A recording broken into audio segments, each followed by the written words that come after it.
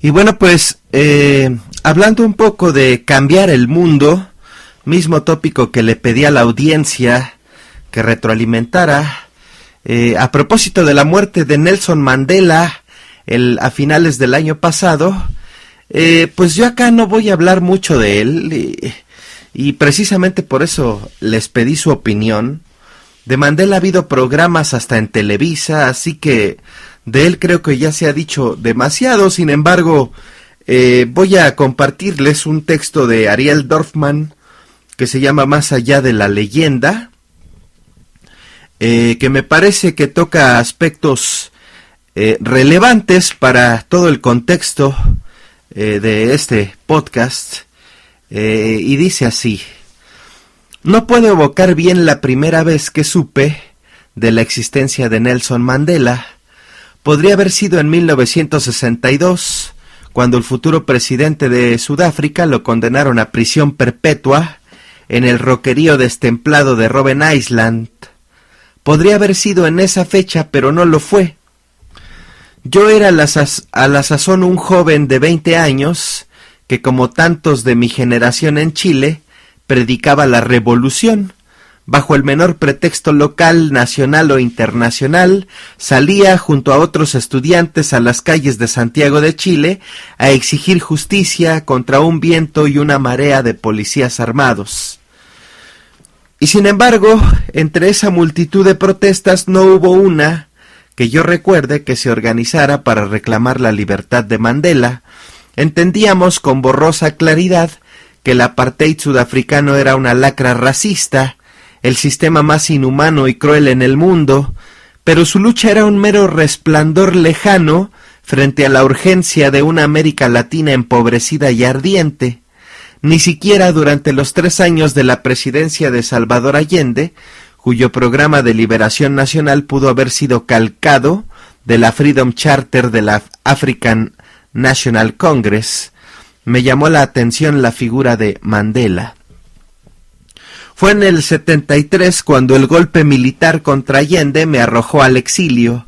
me dejó sin ancla ni país, que el nombre de Mandela se fue convirtiendo en una especie de hogar y refugio, una llamarada de esperanza que me alentó los días del desarraigo con un feroz y tierno ejemplo de lealtad. Su significado creció más todavía debido a la torcida colusión de los dos regímenes parias, el de Pinochet y el de Vorster y Botha, que intercambiaban medallas y embajadores y exportaciones, incluyendo armas y gases lacrimógenos. Esas dictaduras hermanadas en su obsesión por eliminar toda rebeldía, toda disidencia, hizo crecer aún más mi identificación con el destino de Mandela, hizo que sintiera yo, como tantos en el mundo, que buscaban un mundo más decente e insobornable, y que su lucha era la mía, era la nuestra. No obstante, lo cual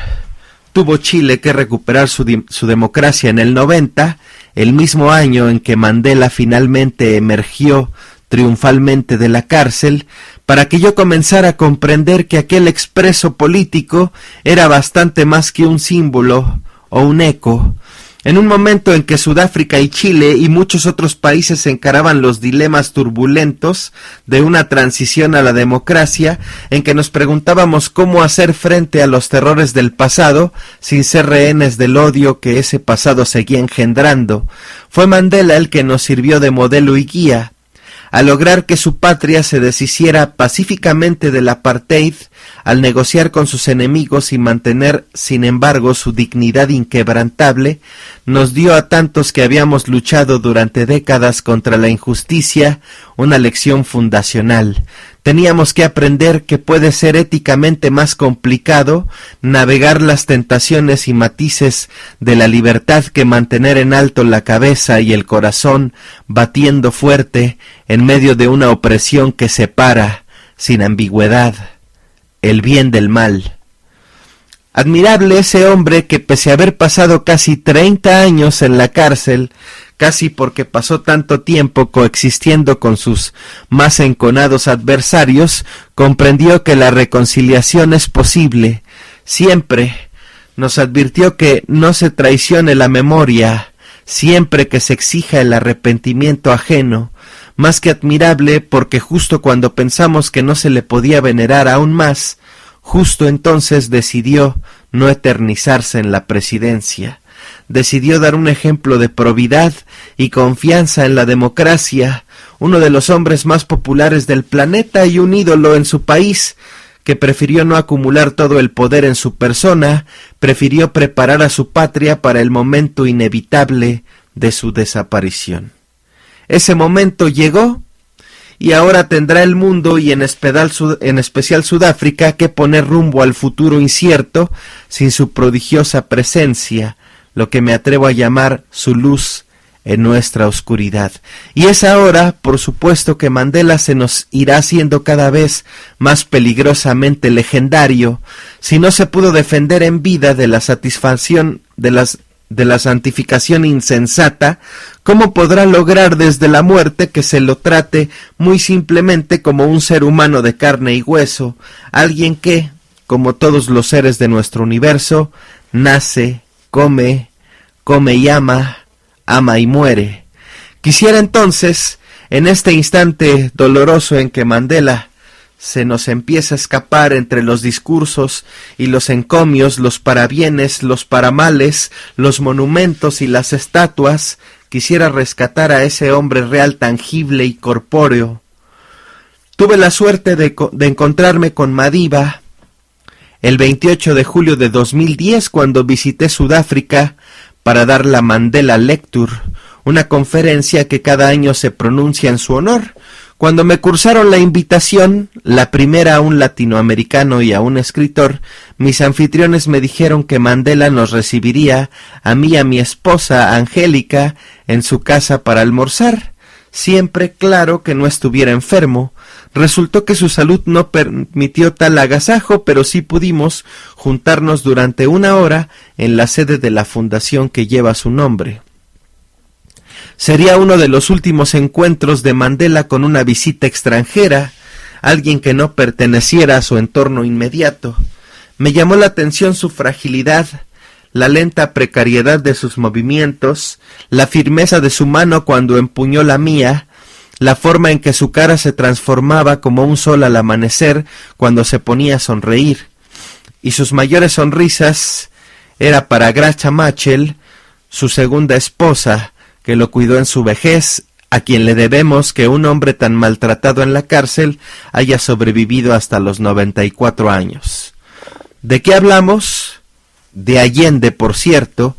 y de los ataques xenofóbicos a los foráneos y forasteros que son, según Mandela, una vergüenza nacional, y de sus esperanzas para Sudáfrica.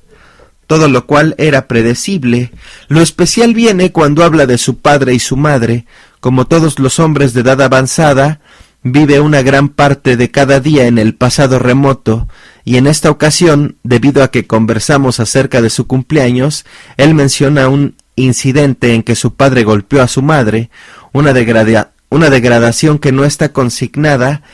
en ninguna de sus biografías. De pronto aparece otro Mandela, alguien que adora a su padre pero que lo critica, alguien que quiere a su madre pero que queda bochornado por su deshonra,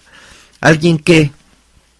mucho antes de ser el gran protagonista que salvó a su patria y ofreció un ejemplo moral inigualable a nuestra especie descarriada, fue un niño chiquito e indefenso, dándose cuenta de que la justicia siempre comienza por los actos más pequeños, los más aparentemente insustanciales. Un niño que presencia ese ataque contra su madre, o quizás se lo cuentan, quizás ocurrió antes de su nacimiento, no es evidentemente en su relato, y que se pregunta ante la inmensidad desolada del continente africano por qué existe el dolor. Se pregunta acerca de un mundo autoritario que parece inalterable y que sin embargo necesita rectificarse y necesita ser mejor.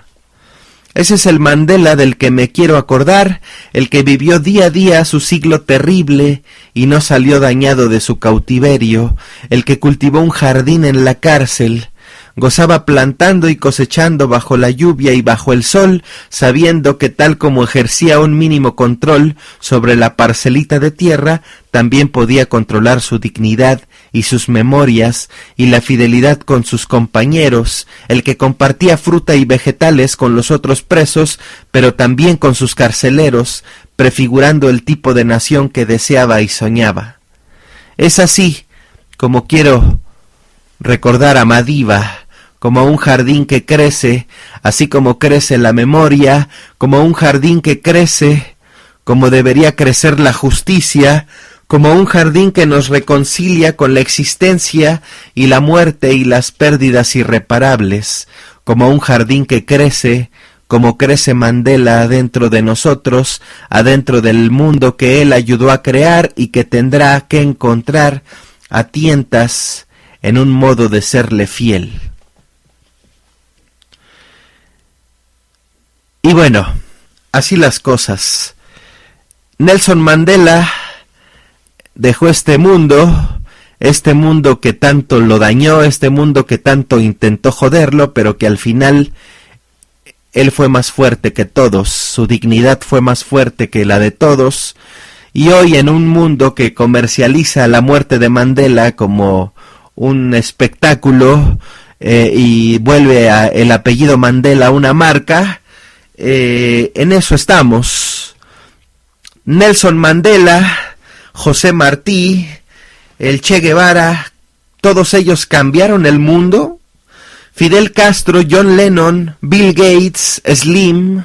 Steve Jobs, Jim Morrison, Bin Laden, ¿cambiaron el mundo? ¿Lo mejoraron? ¿Lo empeoraron? ¿Qué hicieron para moverlo? ¿Quiénes se creían para poder tomarse la molestia de hacerlo? La audiencia de este podcast está llena de potenciales cambiadores del mundo. Unos hacen podcast, unos escriben, unos son activistas, pero la gran mayoría, desgraciadamente, son pendejos que lo más que hacen por el mundo, por el pedo, es postear en Facebook o retuitear algo, y con eso su conciencia queda nutrida, su forma de cambiar el mundo está satisfecha. Pues esa mamada, ¿qué, cabrón? Y a propósito de todo esto, bueno, pues les voy a compartir unas colaboraciones que hizo toda la banda en relación a este tópico, que si bien son muchos, son varios, no son todos los que uno esperaría de una audiencia de miles de personas.